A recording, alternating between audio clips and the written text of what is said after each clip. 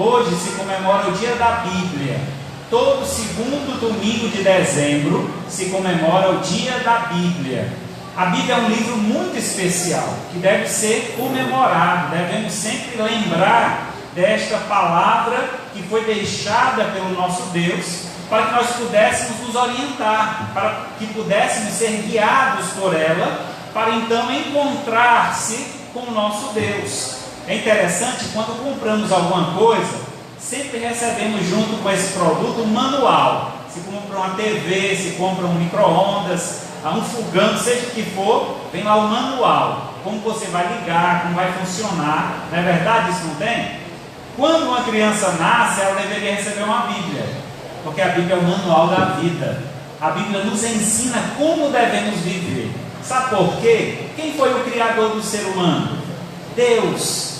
Então, quando Deus criou o homem, esse mesmo Deus criou um manual para que ele possa viver de forma correta. Às vezes tomamos atitudes em nossa vida, nos decepcionamos, muitas vezes agimos de forma incorreta, errada, cometemos pecado, vivemos no pecado, muitas vezes por não conhecer a verdade. Por isso Jesus Cristo disse: conhecereis a verdade e a verdade vos libertará. Então a Bíblia é a verdade de Deus, que veio para trazer libertação ao homem. O texto base de hoje é 2 Timóteo capítulo 3. 2 Timóteo capítulo 3. Vamos ler o versículo 16 e 17.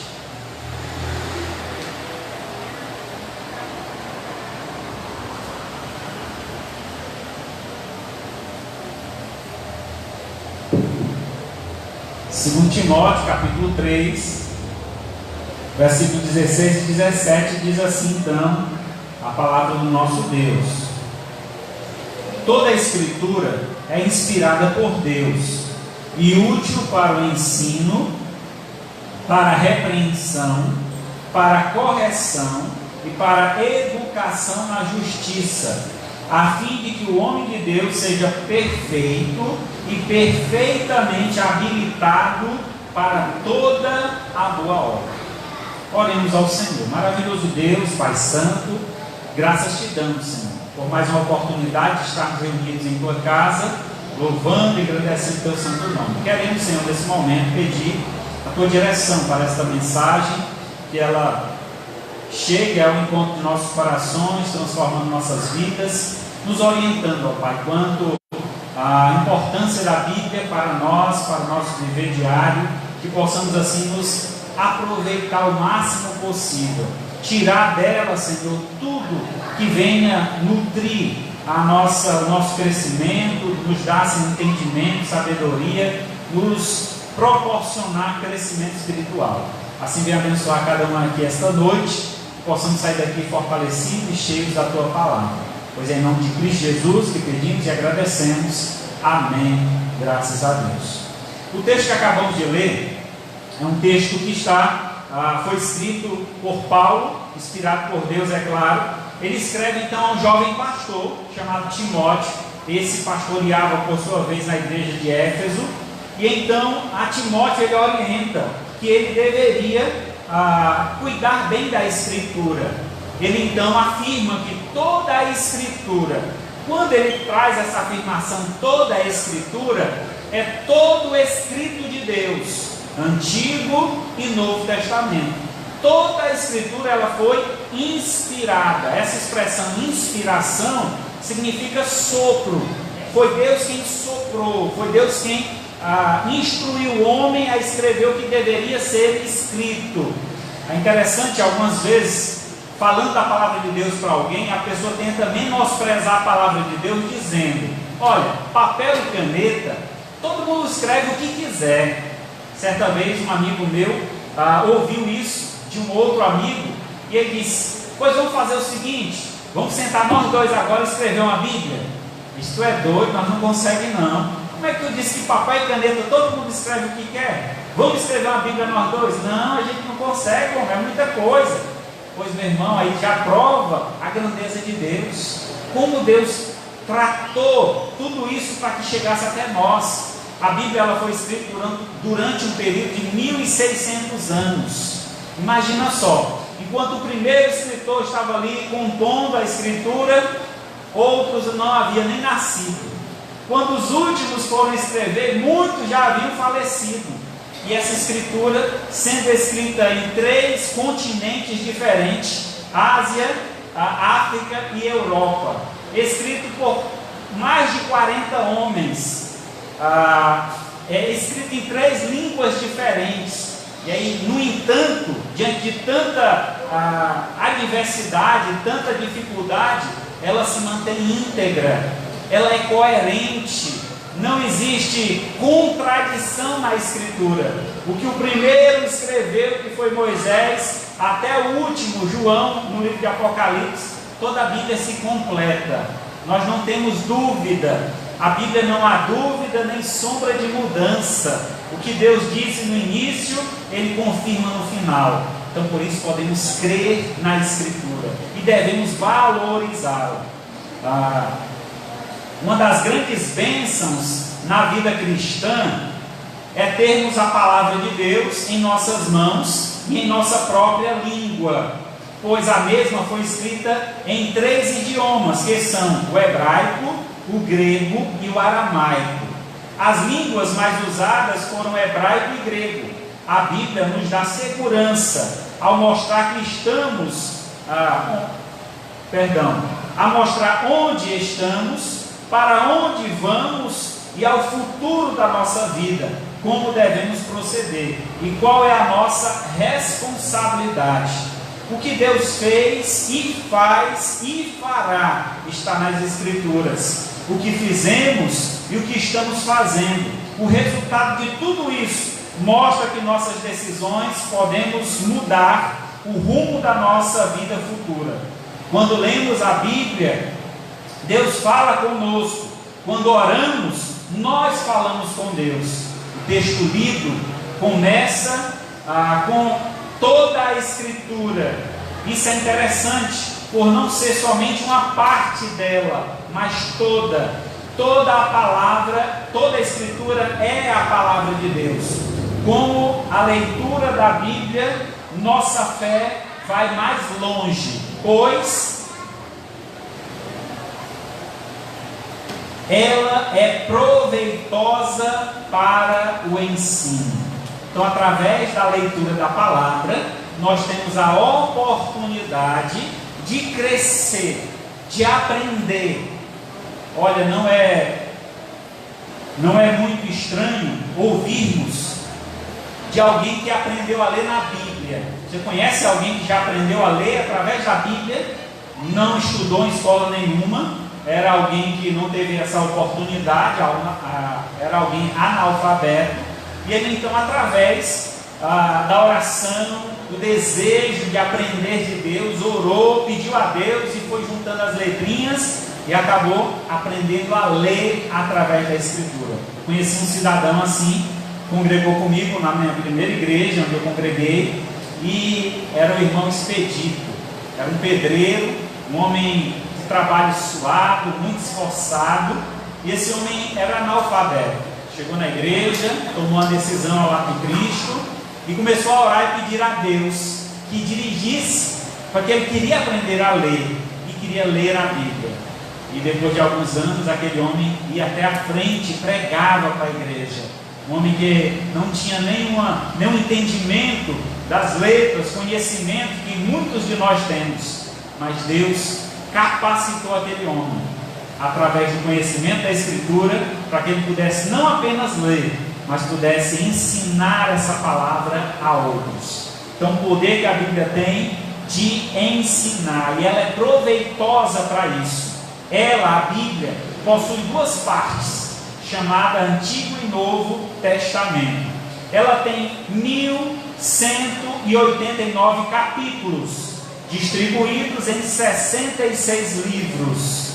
A Bíblia possui 8.000 nomes de Deus, e cada um para uma situação, como por exemplo o nome Emanuel, que significa Deus conosco. Então, os nomes bíblicos, geralmente na língua grega, ou na língua hebraica, era muito parecido com os nomes indígenas, que têm significado. Então, cada nome tinha um significado.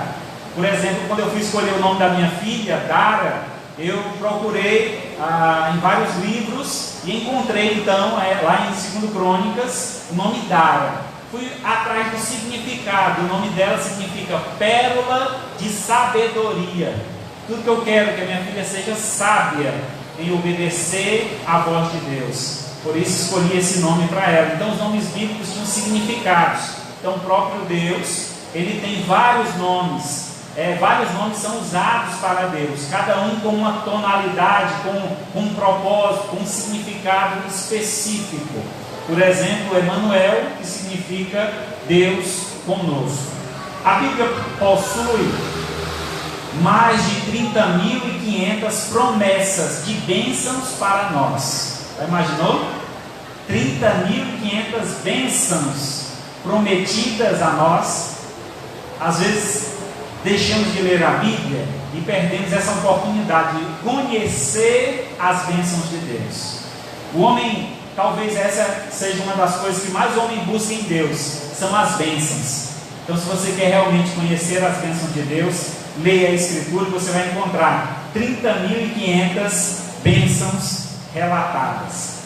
A Bíblia, ela afirma 1.842 vezes que Jesus vai voltar para buscar os salvos. 1.842 vezes. Por que será que Jesus enfatizou tanto a sua volta? Para que a gente pudesse confiar, acreditar. Não duvide da palavra de Deus. Jesus subiu aos céus e disse que de lá voltaria para nos buscar. Então, ela nos ensina a guardar a lei de Deus. Lembrando que a lei de Deus é a sua palavra, toda, por completo. Nós poderíamos resumir a lei de Deus nos 10 mandamentos, quando Deus assim mandou que Moisés escrevesse, ou entregou as tábuas escritas a Moisés. Em seguida, nós vimos esses 10 mandamentos ser resumidos em 2 por Jesus Cristo: amar a Deus sobre todas as coisas e o próximo como a ti mesmo. Então, a lei de Deus é o mandamento do Senhor, a lei de Deus é a palavra de Deus. Então, nós somos ensinados, instruídos, nós somos convocados a descobrir essa palavra, a colocá-la em nosso coração.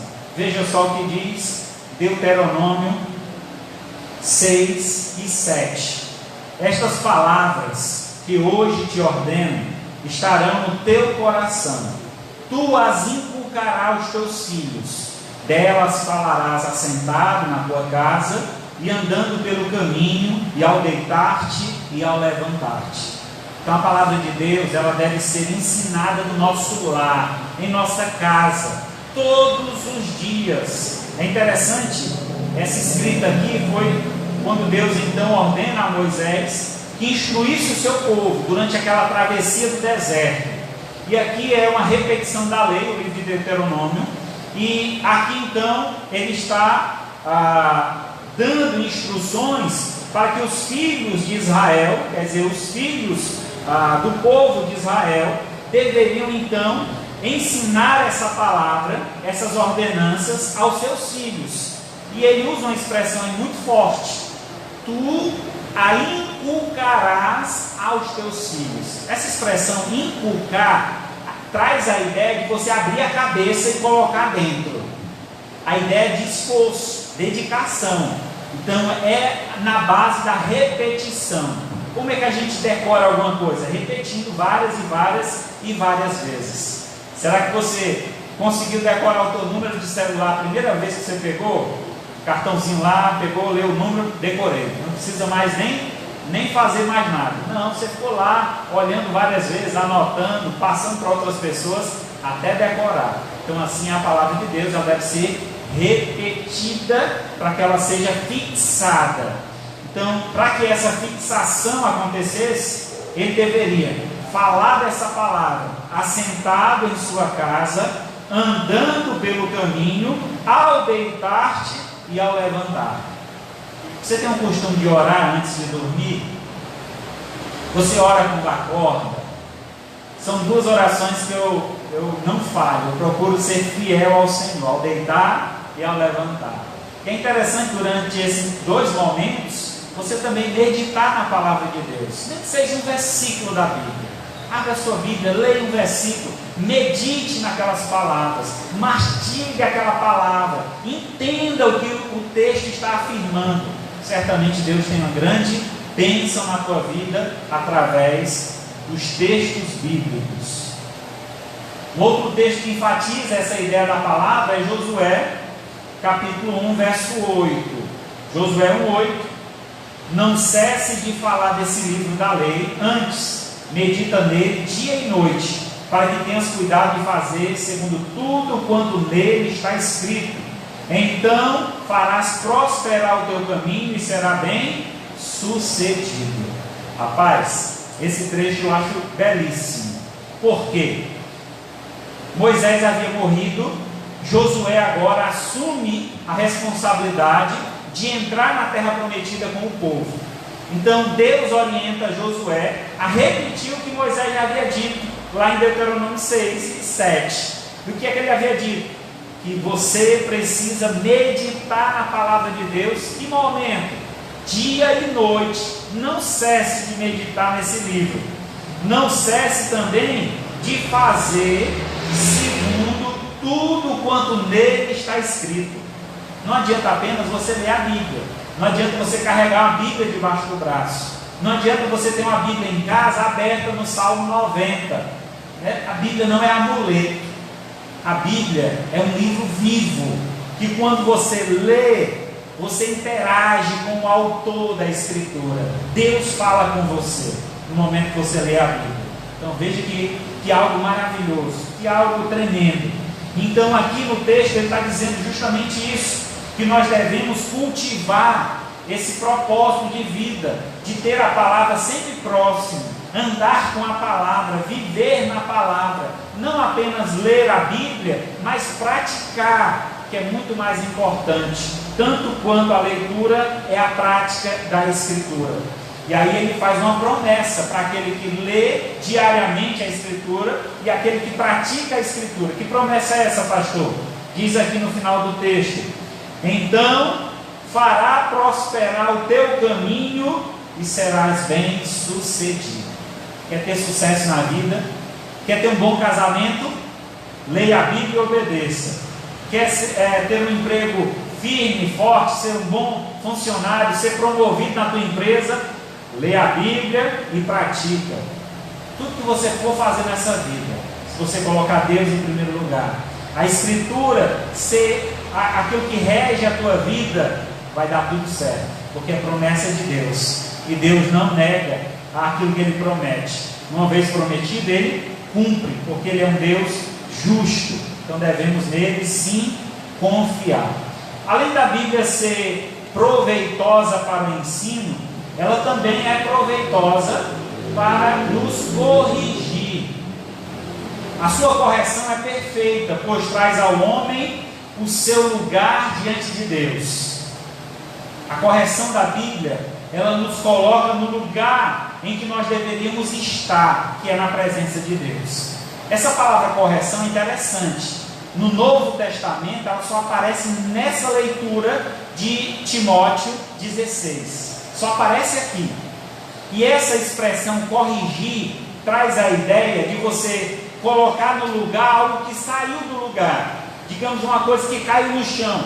Você ir lá apanhar e colocar novamente no lugar que ele estava. Isso se chama corrigir no grego. Então, essa expressão corrigir, usada aqui, é a ideia de colocar no lugar certo, no lugar que ele deveria estar. E o homem, o ser humano, ele por si se afastou de Deus por conta do pecado. A Bíblia diz que o pecado, os nossos pecados fazem separação entre nós e o nosso Deus. Cada vez que pecamos, desobedecemos a Deus e nos afastamos de Deus. Então, quando a palavra de Deus nós conhecemos, nós buscamos, nós lemos a palavra vai fazer o que conosco? Nos corrigir. E como é que ela corrige? Trazendo de volta. Olha, volta para o lugar que você nunca deveria ter saído. E que lugar é esse? A presença de Deus. Está diante do altar do Senhor. Porque nós fomos feitos para o louvor da glória de Deus. Nós fomos feitos para viver na presença de Deus, honrando e glorificando o seu santo nome. Como assim será na eternidade, quando Cristo voltar para levar a sua igreja. Então nós devemos estar preparados para esse dia maravilhoso. Então, essa é uma das grandes características da Bíblia: não esconder os erros dos seus heróis, expondo suas correções.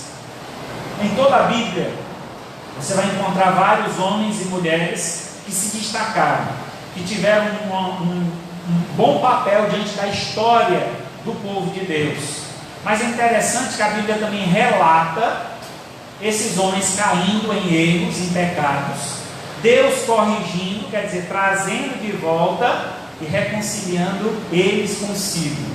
Então Deus, desde o princípio, lá no jardim do Éden, quando o primeiro homem e a primeira mulher pecaram, qual foi a atitude de Deus com relação a este homem e a esta mulher? Corrigi-los. E como foi essa correção? Trazendo eles à sua presença. Quem foi que disse que vocês estavam nus? Porque Adão disse: nós estávamos nus, por isso nos escondemos. Eles tentaram se esconder de Deus. É impossível nos escondermos de Deus, porque tudo está diante do Senhor. Deus vê todas as coisas. Deus, Ele é onisciente, Ele é onipresente, Ele é onipotente. Então Ele sabe de todas as coisas, Ele pode todas as coisas e Ele conhece todas as coisas. Assim Deus conhece não só o nosso exterior, mas muito mais o nosso interior, o nosso coração. O que realmente nós precisamos, Deus sabe. E tudo que nós precisamos é do seu amor. É ter uma vida realmente devotada ao Senhor. E Ele suprirá todas as nossas necessidades. A Bíblia nos chama a atenção de uma forma tão grande que às vezes você pode até achar que alguém que escreveu a Bíblia te conhecia. Eu não sei se já aconteceu com vocês, mas no início, muitas vezes a pessoa vem à igreja pela primeira vez, e aí o pastor começa a pregar, e ele começa a se incomodar. Mas tu falou, se ele estava com uma mulher, ele pergunta: tu falou alguma coisa com o teu pastor? Ele está contando a minha vida todinha aí. Já aconteceu isso com alguém aqui? De você ouvir uma mensagem, parece que o pastor, o pregador conhece a tua vida, está falando tudo da tua vida. Já aconteceu com alguém aqui? Levanta a mão, só para eu saber se não é só comigo. Amém, graças a Deus.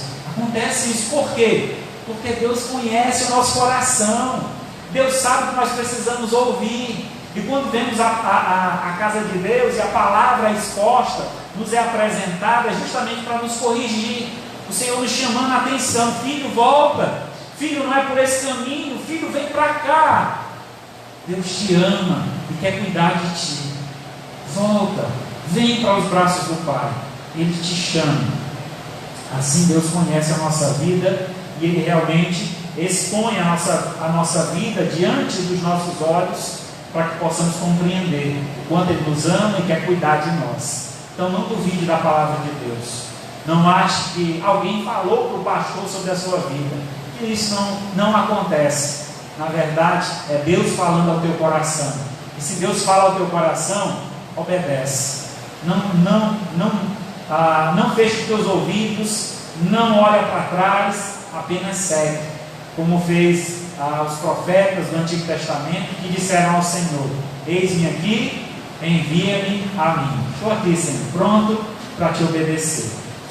A Bíblia, ela sempre chama a nossa atenção para que andemos segundo a vontade de Deus, como é dito em 1 João 2,17. Ora, o mundo passa, bem como os desejos da carne. Aquele, porém, que faz a vontade de Deus, permanece eternamente. Então a Bíblia nos chama a fazer a vontade de Deus. E a vontade de Deus é que nós sejamos santos, assim como Deus é santo. A vontade de Deus é que nós sejamos servos, obedeçamos a palavra de Deus, porque assim Cristo veio a este mundo e obedeceu o Pai até a última hora, até a hora da morte. Foi fiel até a morte e morte de cruz.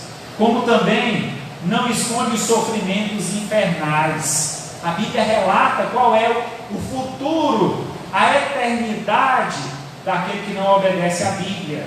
É um futuro terrível. Ela mostra que o inferno é terrível.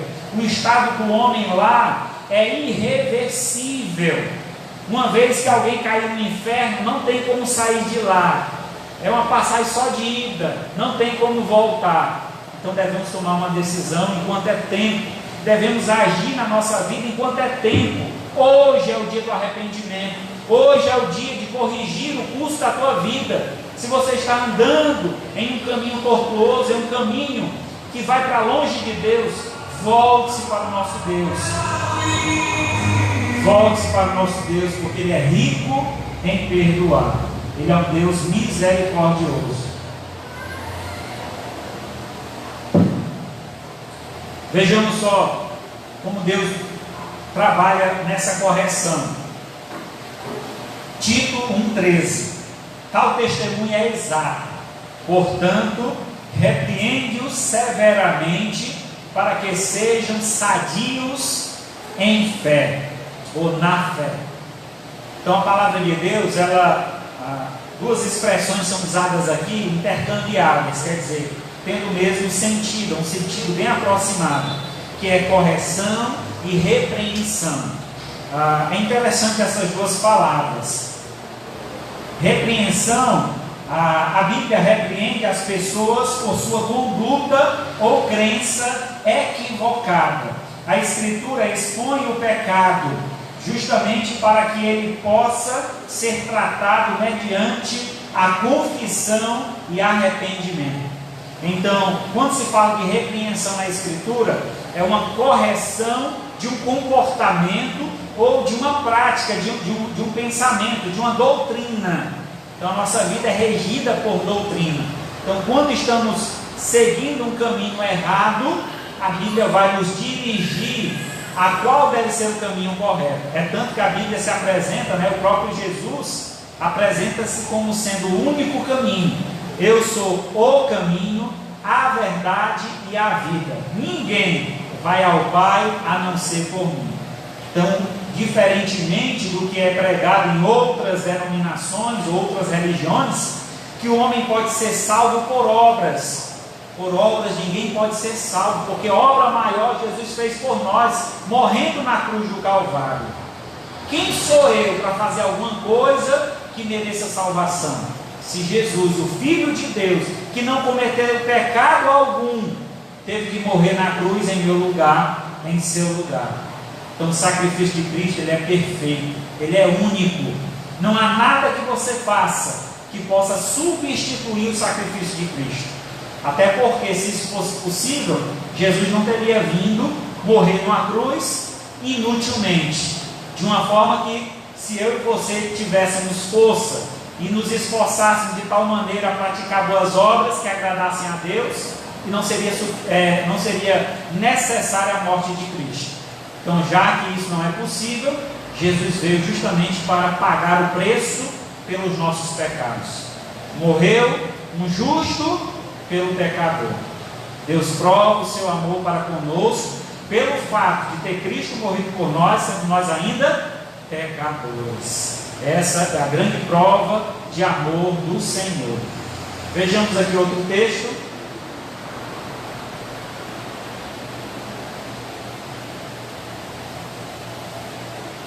Passa aí, por favor.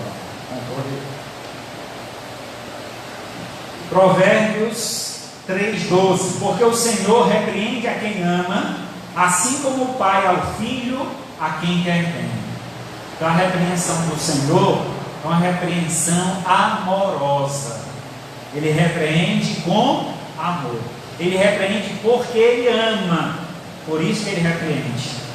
Se você vê um menino fazendo uma arte, uma coisa errada, e se ele é teu filho, você vai lá e repreende.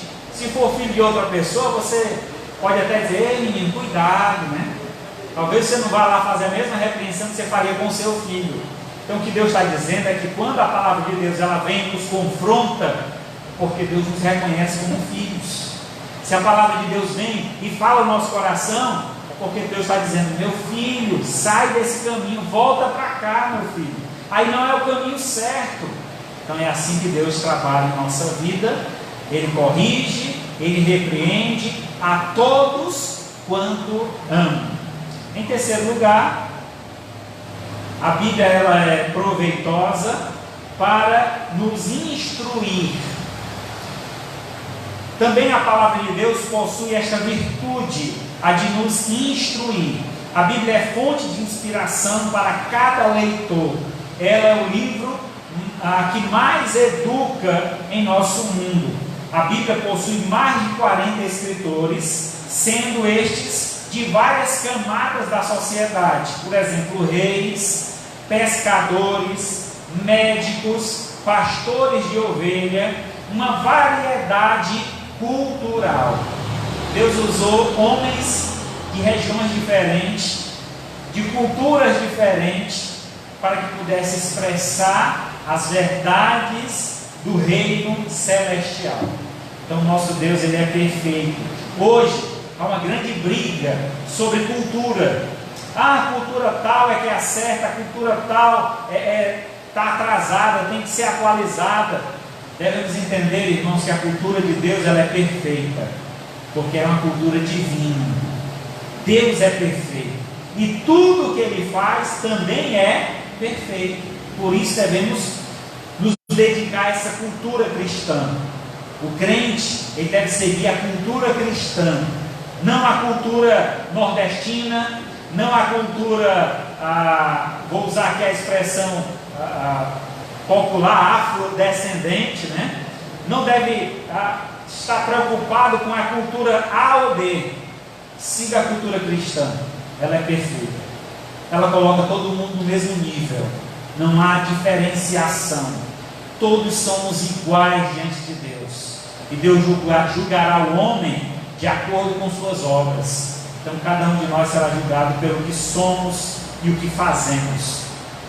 Não vai haver distinção entre branco, negro, rico, pobre, homem ou mulher. Todos serão tratados da mesma forma, terão a mesma forma de serem julgados através de suas obras. A Bíblia não salva, mas aponta o Salvador, a salvação. Ela mostra ao pecador sua necessidade de aceitação do Salvador para ter a sua vida salva. Então a Bíblia ela não é um amuleto, como eu já disse. Eu tenho uma Bíblia, eu vou ser salvo. Diz que um soldado foi para a Segunda Guerra Mundial e ele então era um cristão e, confiando em Deus, ele pediu a Deus sua proteção e ele sempre carregava a sua Bíblia, um Novo Testamento, aqueles pequenos que a gente recebe às vezes na escola, dos Gideões, e ele colocava no bolso e ele carregava aquela Bíblia sempre. E em um momento da batalha, aquele fogo cruzado, uma bala vem e acerta no peito dele, ele cai para trás, imagina que está morto. Quando abre os olhos, ainda está no campo de batalha. Quando ele olha, vê o furo na camisa, mas a bala não conseguiu tocar no seu corpo, porque não cruzou a escritura. A Bíblia barrou a bala. Interessante, ali foi a proteção de Deus, é claro. Não é a Bíblia que é um amuleto, é uma proteção. Se andar com a Bíblia, nunca vai levar um tiro, não vai morrer. Não é isso. Mas aquele homem confiou em Deus, confiou na sua palavra, e Deus provou o cuidado dele através da palavra. Então, vale a pena, irmãos, confiar, buscar essa instrução que vem de Deus. Veja o que diz Provérbios 22:6. Ensina a criança no caminho em que deve andar, e ainda quando for velho, não se desviará dele. Então, devemos instruir os nossos filhos na palavra de Deus, desde a tenra idade, desde o mais pequeno que seja. Devemos ensinar a criança no caminho em que deve andar. Eu acho muito linda essa passagem, porque ela nos dá uma instrução interessante. Que ensinar a criança não é apenas apontar para a criança: menino, vai ali, faz aquilo. Tem uma expressão usada popular que diz: faça o que eu digo, mas não faça o que eu faço. Isso dá certo? nunca vai dar certo. Então o que a palavra de Deus está dizendo é uma confirmação de que você quer ensinar o seu filho o caminho que deve andar, então pega na mão dele. Meu filho, é por aqui, vamos. Meu filho, vamos ler a Bíblia, abre a Bíblia junto com ele, vamos ler, conta a história, faz pergunta, e ali a criança vai sendo edificada, vai se construindo um cidadão celestial. E assim deve ser no contínuo da nossa vida, para que quando ele for velho, ele não se desvie desse caminho. E Salmo 119, 33, próximo versículo. Salmo 119, 33. Ensina-me, Senhor, o caminho dos teus decretos, e eu seguirei até o fim. O salmista sabia a importância da Escritura. A Bíblia é como um mapa. Se você conhece a Escritura, conhece a verdade de Deus, ela vai te guiar até o fim, ao encontro com o teu Senhor. Louvado seja o nome de Deus. Vejamos, irmãos, mais um ponto e último. Ela possui seus próprios propósitos. A Bíblia possui seus próprios propósitos. Nós vamos ver aqui rapidamente 5 propósitos. Não vou me deter em cada versículo, mas só afirmar. Primeiro, leva o homem de Deus à perfeição. Primeiro propósito da Bíblia: levar o homem de Deus à perfeição. Vai o texto, 2 Timóteo 3,17. A fim de que o homem de Deus seja perfeito e perfeitamente habilitado para toda boa obra.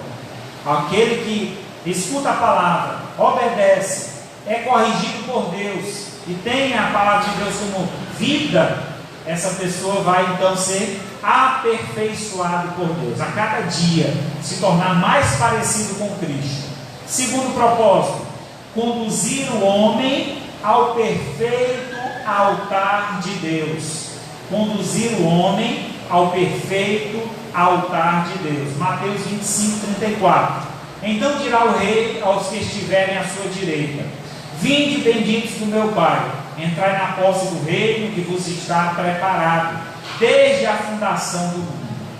Então, através da palavra, temos a confirmação de uma promessa. Deus promete que nós iremos habitar com Ele no reino celestial.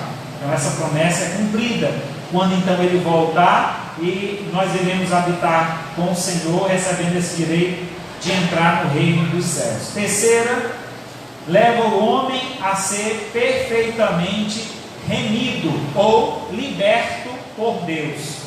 Lembremos, irmãos, que o homem sem Deus, ele está cativo, aprisionado, ele vive na prática do pecado. Então o diabo, ele aprisiona o homem, faz com que ele viva pecando, e essa prática pecaminosa faz dele um separado de Deus, andando longe de Deus. Mas quando ele ouve a palavra, e essa palavra chega ao seu coração, há uma libertação. Ele é remido pelo Senhor. A palavra remir significa pagar um preço, e Deus pagou um preço por nós. Ele nos remiu. A dívida que nós tínhamos foi paga com o sangue de Jesus. Salmo 107, verso 2. Digam-no os remidos do Senhor, os que Ele resgatou da mão do inimigo. Então foi isso que Deus fez conosco, nos resgatou da mão do inimigo. Quarto,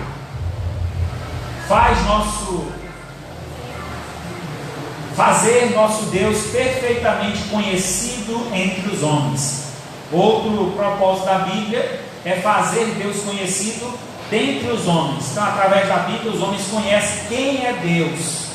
Então, João 20, 30 e 31. Na verdade, fez Jesus diante dos discípulos muitos outros sinais que não estão escritos nesse livro. Estes, porém, que foram escritos, foram registrados, foram para que creiais que Jesus é o Cristo, o Filho do Deus vivo, e para que, crendo, tenhais vida em seu nome. Então, tudo que está aqui na Bíblia não é tudo que aconteceu na vida de Jesus. Houve muitas outras coisas que aconteceram, mas não foram registrados. Então, há muita coisa na Bíblia que nós não temos resposta. Vou usar aqui alguns exemplos para você entender o que é que eu estou afirmando. Por exemplo, uma vez eu estava pregando para uma pessoa e ela disse que só aceitaria o que eu estava falando se eu provasse para ela que Adão tinha ou não tinha um umbigo. Ele só aceitava Jesus se eu provasse se Adão tinha ou não tinha um umbigo. Na Bíblia, eu tinha que mostrar na Bíblia.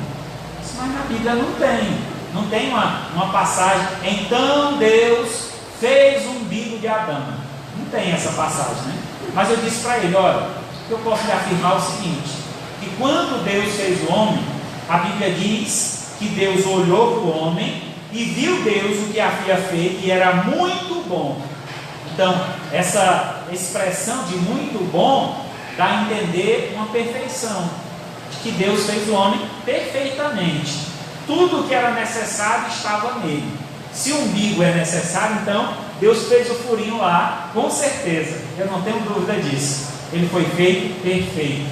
Então nós somos descendente dele, que encontra-se em nós hoje, encontrava-se no primeiro homem criado por Deus. Pode crer nisso. O ponto 5 e último. Leva o homem à perfeita adoração. Então, através da Escritura, compreendemos a perfeita adoração. Como Deus quer ser adorado. Como Ele merece a adoração. Aí temos o Salmo 150, verso 6. Todo ser que respira, louve ao Senhor. O convite de Deus para louvar o seu nome é a todos os seres que foram criados. Louvem ao Senhor. Quando eu leio esse texto, eu me lembro que eu fui pregar numa casa e o dono da casa criava muitos canários, muitos pássaros. E era a área da casa dele cheia de gaiola de pássaro. E foi só começar a pregar. E esses pássaros começaram a cantar, cantavam de tal jeito que eu não pude continuar a mensagem. De tanto que aqueles pássaros cantavam. E aí eu olhei para as pessoas e disse, irmãos, hoje nós vamos só louvar o Senhor. Então os pássaros aí estão louvando a Deus. Nós continuemos louvando ao Senhor com nossas atitudes, com as palavras que aqui foram ditas. E aí eu concluí a mensagem de uma forma mais rápida, que aqueles pássaros não paravam de louvar ao Senhor. E João 4,23, mas vem a hora, e já chegou, em que os verdadeiros adoradores adorarão o Pai em espírito e em verdade, porque são estes que o Pai procura para seus adoradores. Então, diante da palavra de Deus, vimos que ela possui alguns propósitos. Eu destaquei 5, poderiam ser vários mais aqui, mas 5 são suficientes para nos mostrar que essa palavra, ela faz de nós homens perfeitos, ela nos leva ao perfeito altar de Deus, ela nos traz uma perfeita liberdade, ela nos concede conhecer Deus perfeitamente como Ele é, e também nos ajuda a adorar a Deus de forma perfeita como Ele merece, com toda a honra e glória. Então essa é a palavra de Deus e os seus propósitos. Finalizando então, como crentes em Cristo Jesus, precisamos valorizar mais a palavra de Deus. O crente deve ter o hábito da leitura da palavra, deve ser amante dessa palavra e procurar crescer na graça de Deus. A Bíblia diz: não te apresses em sair da presença de Deus. Eclesiastes 8,13. E com isso vamos ser mais abençoados e levar mais pessoas ao altar do Senhor.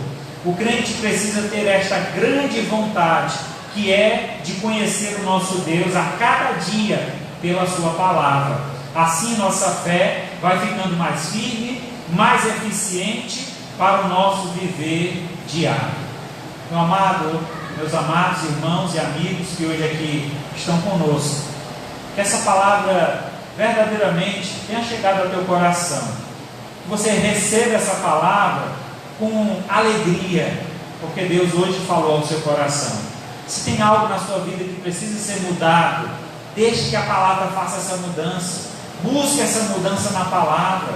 Ore ao Senhor, peça a Deus ajuda. Pastor, eu não sei como é que vai ser isso. Apenas creia, apenas entregue a sua vida a Jesus. Saiba que Ele tem todo o poder para mudar a tua vida. te dando uma vida nova, uma vida que realmente vale a pena ser vivida. Então peço que você curva sua cabeça, vamos nesse momento falar com Deus. Senhor nosso Deus, Pai amado, graças te damos, Senhor, por esta palavra maravilhosa, que nos traz, Senhor, alento, conforto, mas também nos corrige, nos repreende e nos coloca diante do teu altar, compreendendo, ó Pai, o tamanho da nossa pequenez diante do Senhor e o quanto precisamos de Ti. Pai, que essa palavra, te peço, não volte vazia, mas faça morada em cada coração aqui presente.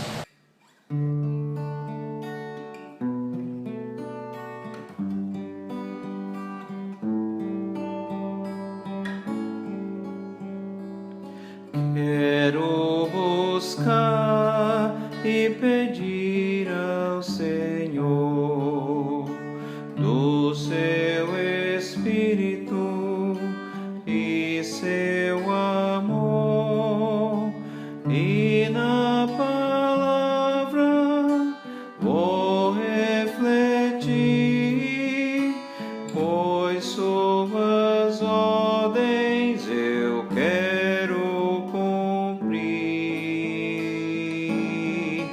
Ó Senhor, vem me dirigir com fervor, quero te seguir para hoje e sempre te honrar e teu amor ao mundo mostrar. Quero louvar e ouvir ao Senhor, o seu